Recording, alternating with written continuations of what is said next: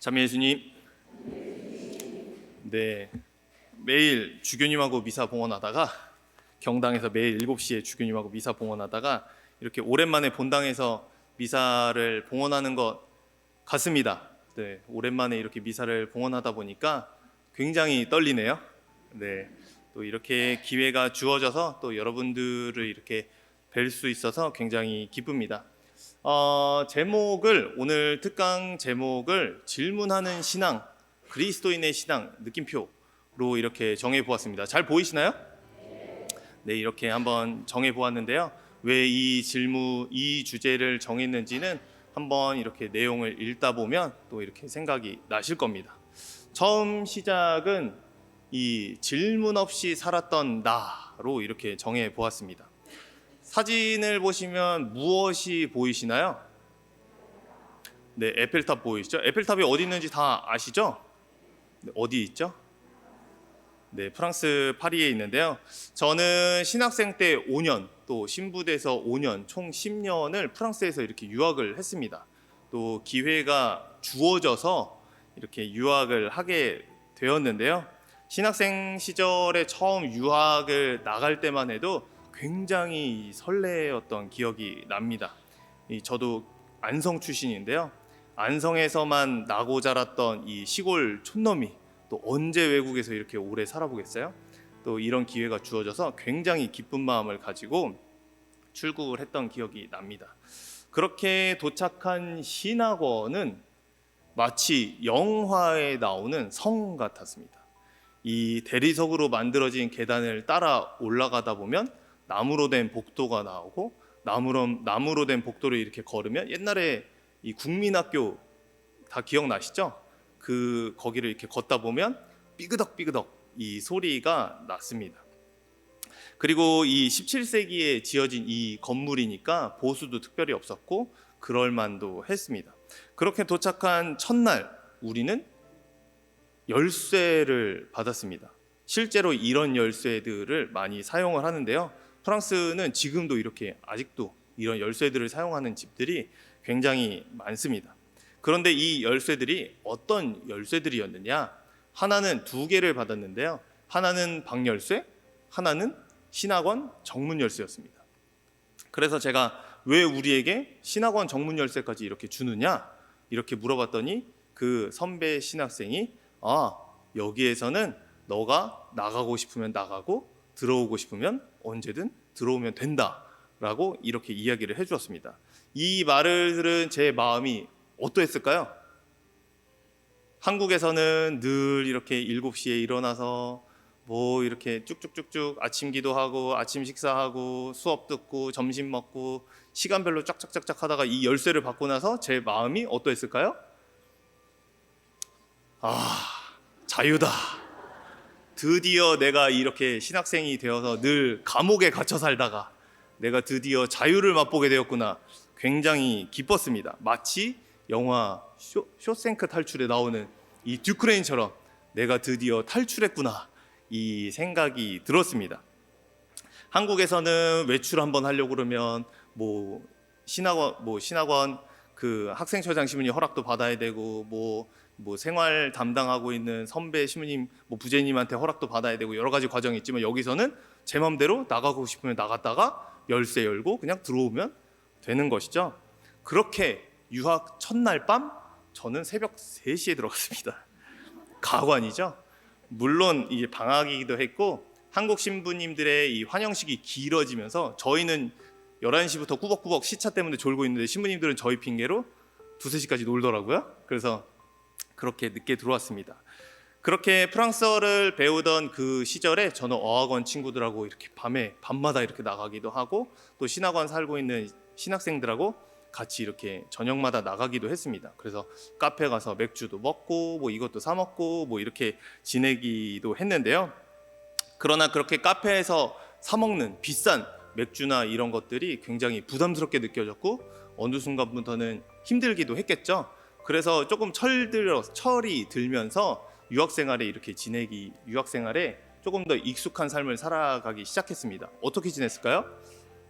이제는 조금 공부도 하고 조금 덜 나가고 이렇게 했을까요? 그랬을까요? 네, 저는 이제 에펠탑 잔디밭에 가서 술을 먹기 시작했어요. 주교님이 아시면 얼마나 후회하시겠어요? 저런 애를 유학을 보냈으니.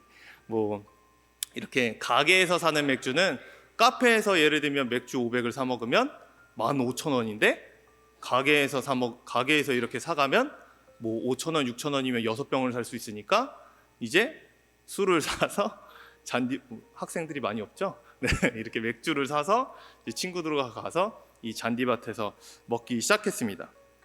아주 노는데 도가 트이기 시작했죠. 네, 그렇게 놀다가 보니까 이 해야 하는 일과 하고 싶은 일의 균형추가 점점 한쪽으로 기울기 시작했습니다. 삶의 균형점을 잃어버렸고 그 대가는 혹독했습니다. 한국신학원에서 정해진 시간에 정해진 활동을 하면서 걱정 없이 살았던 저는 제가 취한 자유로운 선택에 책임이 따른다는 것을 뒤늦게 여실히 깨닫기 시작했습니다. 그리고 삶이 제 마음대로 되지 않는다는 것을 그때 인생 처음으로 느끼기 시작했던 것 같습니다. 프랑스어를 할 줄 모르니 할 수 있는 것이 없었습니다. 누군가가 정말 호의를 가지고 저를 도와주려고 하지 않으면 무언가를 할 수 없는 입장에 놓여 있었던 것이죠. 그리고 내가 소중하게 여기는 사람과 나를 소중하게 여기는 사람이 다를 수 있구나라는 것을 알게 되었습니다. 나는 친구라고 생각했던 사람, 내가 챙겨야 한다고 생각한 사람, 내가 소중하다고 여기는 사람들에게 때때로 저는 중요하지 않은 사람 중에 하나였던 것입니다. 예를 들어서 한 친구는 무소식이 희소식인 줄 알고 일부러 너에게 연락하지 않았다라고 저에게 이렇게 이야기를 했는데 저는 그 말에 마음이 너무 아팠습니다. 나를 소중하게 여기는 사람들은 오히려 방해될까 봐 조심스러워서 연락을 하지 못하면서 지내는데, 그리고 그 마음이 닿아서 연락을 하게 되면 굉장히 반가워해 주는데, 오히려 제가 친구라고 생각했던 이 친구는 오히려 무소식이 희소식이라서 연락을 안 했다라는 말을 했던 것이죠. 그래서 그렇게 어려운 과정을 겪기 시작하면서 스스로에게 질문을 던지기 시작했습니다. 결국 사람 관계 안에서, 주어진 환경 안에서, 그리고 스스로의 무책임한 모습을 바라보며 고통을 겪고 좌절했던 저는 무너지기 시작했습니다. 그리고 나를 바라보고 저에게 질문을 던지기 시작했습니다. 한 신앙인으로서 걷고 있는 이 믿음의 여정, 한 인간으로서 살아가고 있는 이 삶의 여정에 책임을 다하기 위해 질문을 던지기 시작했던 것입니다. 나 외에는 누구도 대신 짊어질 수 없는 나의 삶에 내가 필요한 질문을 던진 것입니다. 나는 왜 이런 일이 나에게 벌어졌을까? 나는 정말 무엇을 원하는가? 이 질문에서 파생된 질문들은 나의 모든 생각과 판단 그리고 행동들에 연결되었습니다. 신앙은 말할 것도 없었죠. 나는 하느님을 원하는가? 나는 이렇게 살고 있는 이런 모습의 나를 원하는가? 나는 이웃과 주변 사람들과 이런 모습으로, 이런 마음으로, 이런 행동으로 관계 맺는 나를 원하는가? 이러한 질문들을 던지기 시작했습니다. 그러면서 이 답을 찾기 시작했습니다. 나 자신의 삶에서 좌절했던 저는 스스로에게 질문을 던졌고 그때부터 답을 찾는 여정이 시작되었습니다. 그때부터야 비로소 제 자유의지로 판단하고 선택하며 책임을 지는 삶이 시작되었던 것입니다. 비록 인생에서 수많은 경험을 하고 고민을 하면서 신앙적으로 풍성한 열매를 맺은 사람들과 비교할 수 없이 작은 열매였지만 다른 누군가가 가질 수 없는 나만의 열매, 나만의 보화였던 것입니다. 마치 벌레 먹고 크기도 작고 상품성도 없는 열매이지만 어느 누구에게도 내놓아도 부끄럽지 않은 저만의 열매였던 것입니다.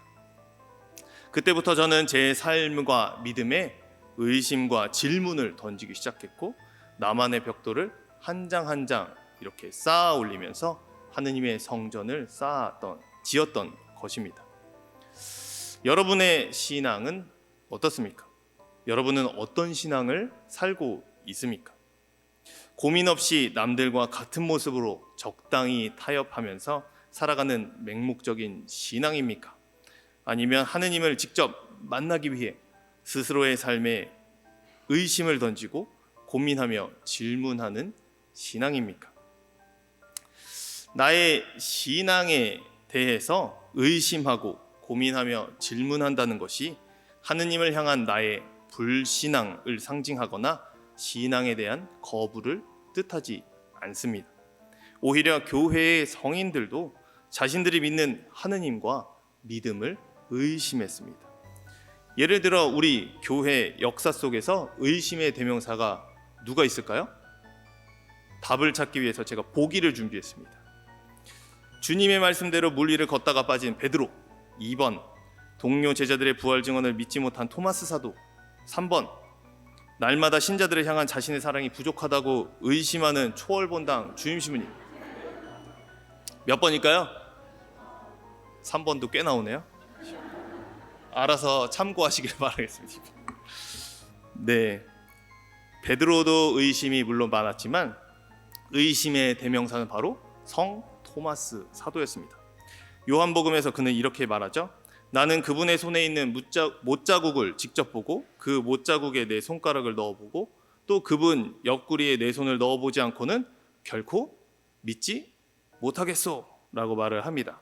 하지만 이 교리신학 박사인 이재민 신부는 이렇게 말을 합니다. 예수는 정말 부활했을까라는 책에서 우리는 흔히 토마스를 불신앙의 사도라 일컬으면서 우리 자신은 마치 굳은 신앙의 소유자인 것처럼 말한다. 여러분은 어떻습니까? 정말 여러분은 예수님의 부활을 믿습니까? 그렇다면 그 부활이 여러분에게 어떤 의미입니까?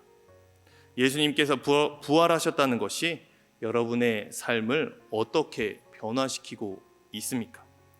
만약 모든 인간의 구원을 위해 목숨을 바치시고 순환하시고 돌아가셨으며 사흔날에 부활하신 예수님의 그 사랑이 우리를 남에게, 특히 우리가 미워하는 이에게 사랑을 전하도록 변화시키지 않는다면 우리는 부활을 믿는다고 고백할 수 없을 것입니다.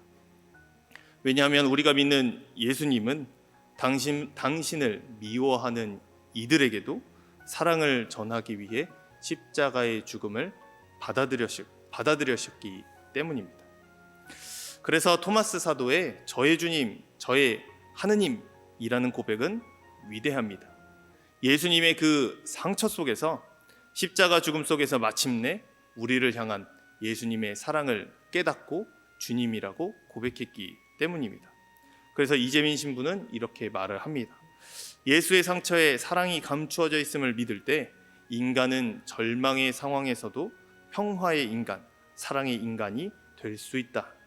그때야말로 인간은 십자가에 못 박혀 돌아가신 주님이 진정 사랑 자체이고 평화 자체이며 지금 내게 살아계심을 알게 될 것이다. 믿음을 고백하는 우리 역시 신앙을 향한 고민과 질문이라는 어려움 가득한 여정에서 예수님의 사랑을 마음으로 깨달을 때 비로소 그 사랑을 살고 부활을 마음으로 고백할 수 있게 되는 것입니다. 그래서 이재민 신부님이 토마스 사도를 일컬어서 이렇게 말을 하죠. 이렇게 볼 때 토마스는 불신앙의 사도라기보다는 우리에게 참 신앙을 깨우쳐 주기 위해 주님께서 도구로 사용하신 사도라고 할 수 있다. 이처럼 교회의 역사 속에는 토마스 사도 외에 다른 성인들도 끊임없이 하느님과 자신의 믿음에 질문을 던졌습니다. 리즈웨의 성녀 소아데레사는 자신의 자서전에서 이렇게 말을 합니다. 그때 저는 정신적으로 여러 가지 괴로움을 당하고 있었습니다. 때로는 천국이라는 곳이 있을까 하는 생각조차 했으니까요. 라는 말을 하면서 자신의 의심을 고백합니다. 그리고 캘커타의 성녀 마더 데레사는 자신의 영적 일기에서 자신은 하느님을 50년간 50년 동안 의심해 왔다고 이렇게 말을 합니다. 예수님은 당신을 특별히 사랑하십니다. 그러나 저에게는 침묵과 공허함이 너무 커서 보려 해도 보이지 않고 들으려 해도 들리지 않습니다. 당신이 저를 위해 기도해 주시기 바랍니다. 라고 말하면서 자신을 위한 기도를 오히려 부탁하곤 했습니다. 이렇게 의심하고 질문했던 성인들이 어떤 삶을 살아냈고 어떤 결말에 다다랐는지는 우리 모두가 알고 있습니다. 더 큰 하느님의 사랑을 이 세상에 증명하면서 자신의 사명을 다했던 것이죠. 이렇게 의심하고 또 이 삶을 우리는 살아내야 합니다. 우리가 믿는 하느님 그리고 우리의 믿음에 대해 끊임없이 의심하고 고민하며 질문해야 합니다. 나는 무엇을 믿고 무엇을 고백하며 그 믿음이 나에게 어떤 의미를 주는지, 나를 어떻게 변화시키고 있는지 말입니다. 교황 프란치스코는 신앙과 질문의 당위성을 이렇게 표현합니다. 우리를 성장하게 해주지 않는 신앙은 그 자체로 성장해야 할 믿음이다. 질문하지 않는 신앙은 질문을 받아야 할 신앙이다. 잠든 우리를 깨우지 않는 신앙은 깨어나야 할 신앙이다. 우리를 뒤흔들지 않는 신앙은 뒤흔들려야 할 신앙이다. 머릿속에만 머물며 미온적인 신앙은 신앙이라는 개념일 뿐이다. 우리가 참으로 깨어있는 신앙, 잠들지 않는 신앙, 성장하는 신앙, 머릿속에만 머물지 않는 신앙을 살기 위해서는 의심하고 고민하고 질문해야 하는 것입니다. 우리가 무엇을 믿고 그 믿음으로 어떤 삶을 살아가고 싶은지 말입니다. 그러므로 저를 포함한 우리 모두가 우리가 지닌 이 믿음에 대해서 끊임없이 의심하고 고민하며 질문할 수 있기를 바랍니다. 우리가 무엇을 믿고 또 특히 은총의 사순시기라 일컫는 이때에 정말 사순시기를 은총의 시기로 만들기 위해 질문을 던지는 신앙인이 될 수 있기를 바랍니다. 그 순간부터 믿음이 우리의 것이 되고 우리가 그 믿음을 통해 변화되어 하느님의 뜻과 일치된 삶으로 나아갈 수 있을 것입니다. 당연히 쉽지 않은 과정이자 여정입니다. 나의 연약함과 부족함을 드러내고 인정해야 하는 시간일 것입니다.